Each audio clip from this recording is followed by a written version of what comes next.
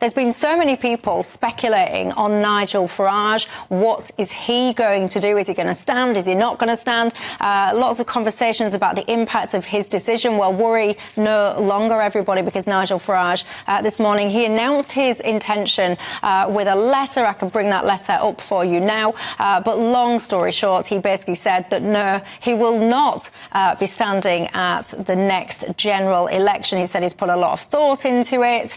And ultimately, yes, he backs Reform UK. He's fully supportive of that party and wants viewers to, of course, put their trust in Richard Tice and Lee Anderson. But he goes on to say it's not the right time for him to go any further than that. He says the general election in the UK is important, but the contest in the United States of America, obviously in November, is huge global significance. A strong America, he says, as a close ally is vital for peace and security, and he intends to help with the grassroots campaign there. What do you think of this? So I've been friendly with Nigel Farage now for the thick end of 30 years. Yeah. I gave him his first radio gig when I ran a radio company. I think he's made a serious error. I think it's a wrong decision. I thought that letter that he, the PR handout that he gave there, was a disgrace, frankly, because what he was saying was, look, the UK, little old UK, well, very nice too, but actually there is a bigger fish to fry. I'm off to the States, OK? And actually, had he put a little bit more work in there, he could have said what he's now said, which is actually, I'm not going to appear on GBNews for the next 6 weeks, right? And I am going to go out and I am going to campaign for reform. Now, look, Richard Tice, who you often have on your station, right, is a good, I don't want to be unkind about him, but a workaday politician, right? Nigel Farage is to many people a shining light. What he managed to do with Brexit will never be achieved again. One man who wasn't even in Parliament managed actually to get us all to vote in a way which some will regret, but others are delighted with. So why on earth did he make this decision, right? Why did he consider that the United States actually was more important than the UK? He could have done both. He can move voters. What he can do if he stood as the leader of reform and talked exclusively about immigration, the audience that follows him could have pushed them through 20%. Yes, it would have destroyed the Conservative Party, but it may have had an effect, i.e. stopping the boats, etc. But now he has let that go. I love Nigel. I'm appalled, really, at what he's done and how he's let down what I suspect is a lot of your viewers tonight. Well, that's what you've been writing to me about, and you are divided. I'll bring you into the conversation and Kerry in a second. But as Kelvin mentions, after that letter, Nigel Farage did then issue a video update. Let's listen to that too. There he was, panicked, in the rain, ill-prepared, calling an early general election which shocked and surprised all of us. He did it, of course, because no flights were going to Rwanda. He did it, of course, because he feared that I'd be back in the front line. Now, he may be relieved to know that I'm not going to stand as a candidate myself. Why? 6 weeks isn't long enough to fight a constituency seat and to campaign around the country. The bad news, Mr. Sunak, is I'll be out round the country, fighting, campaigning, appearing on media, supporting Richard Tice in absolutely every single way. Only reform, in my view, has the agenda that can reverse our national decline. I'll do that, but I'll also, as the year goes on, be increasingly in America, because I think Trump back in the White House makes the world a much, much safer place. So for those who think, thank goodness, he's gone away. No, I haven't gone away at all. And at some point, I'll be back as a candidate as well. This just is not the right time for me. I've got one more big card to play in politics in my life. It's not now. What do you think to that at home? I can tell you, so far, you're divided. Maggie says Nigel has done the intelligent thing. She says, why would anyone stand as an MP for reform, she says, when they're unlikely to get a single seat? Victor says he's made the right decision this time in 5 years' time. He should try and do it then. He says Labour will win this general election and then maybe a new genuine Tory party could come back. Robert says he thinks Farage is playing a blind reminder, he'll go to America, get Trump elected. We'll have a horrendous Starmer government, and then Farage will play a major role between the UK and the US, he says. And on the following election cycle, he reckons that Farage will come back as strong as ever and push hard in UK politics. And he says it's hysterical that GBNews is continuing with the Farage fetish.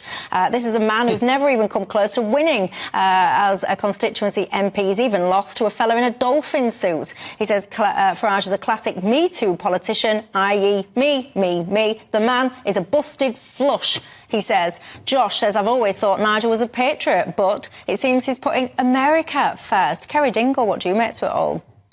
Well, I'm not on his team, Farage's, but I have certain respect for him, and he is a man of the people, and, you know, I supported Brexit all the way. However, I really object to this, what he put in his letter, even though he's not going to the States, about campaigning for Trump. Not because, as some people saying, oh, boo-hoo, he's not being patriotic. I think that's rubbish. You know, there's no way you can say Nigel Farage is not a patriot.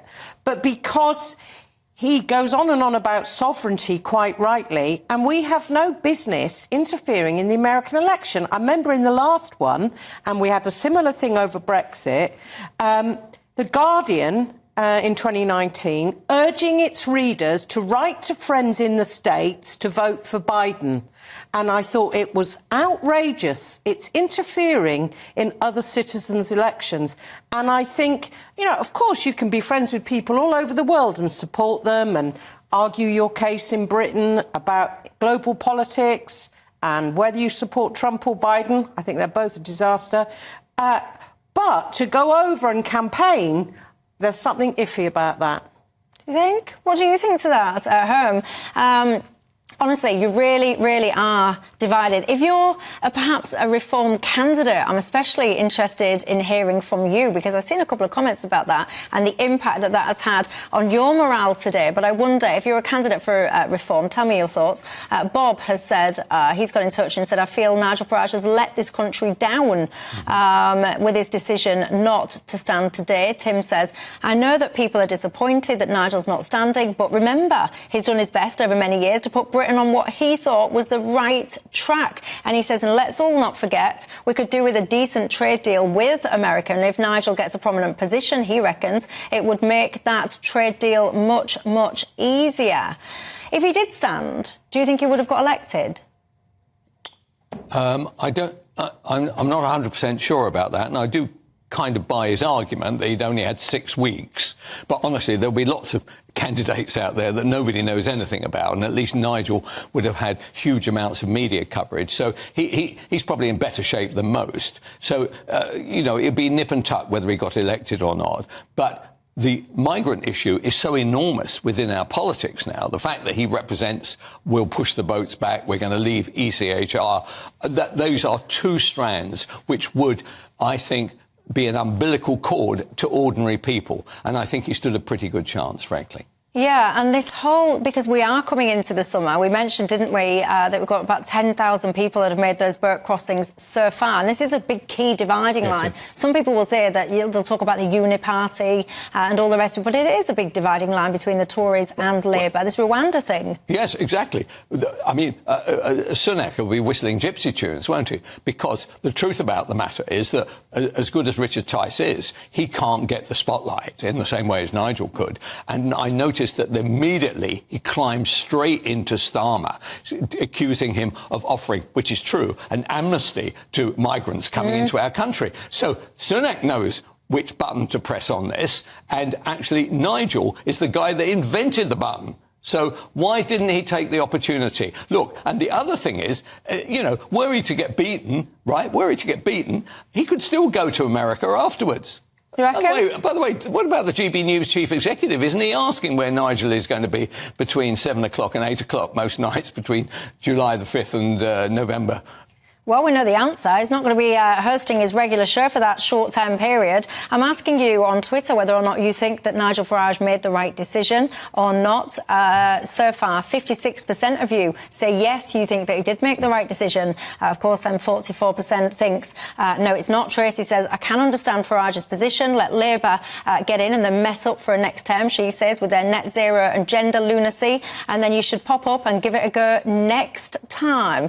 Do you think that he would? Do you think that he would actually pop back up the next occasion and get involved again? Who is this? Just got in touch. Keith says, I'm absolutely disgusted that Nigel is swanning off to the US after the election when he could be standing for the election. He says most of us joined Reform because we expected Nigel to be part of it. He says that he feels very disappointed by that alone. And that will be interested. Michael says, without Farage, Reform is a wasted vote. And I saw a clip, actually. The Conservatives have gone on an attack line. They were actually saying Labour want you to vote for the Reform Party. I thought that was quite an interesting perspective to have as well, because obviously they're going into that neck of the woods, which is the Tories are going to be pushing, that a vote for Reform will essentially be a vote for Labour. Of course, Reform would massively dispute that. And Colin says, how could Nigel do this to us all? He's made my little girl cry when I told her. Colin. I totally buy that. No, what? Colin's no little Nigel, girl wasn't crying. No Nigel, no Reform. Okay? Do you reckon? I think their numbers, they're around about 9% right now. And most of that 9% is made up of people who thought that Farage was going to stand. And now that he isn't, I expect it to... I'm not saying it's going to go down dramatically, but it is not going to grow. With Farage, that number could have gone through 20% and would have destroyed, by the way, the Conservative Party.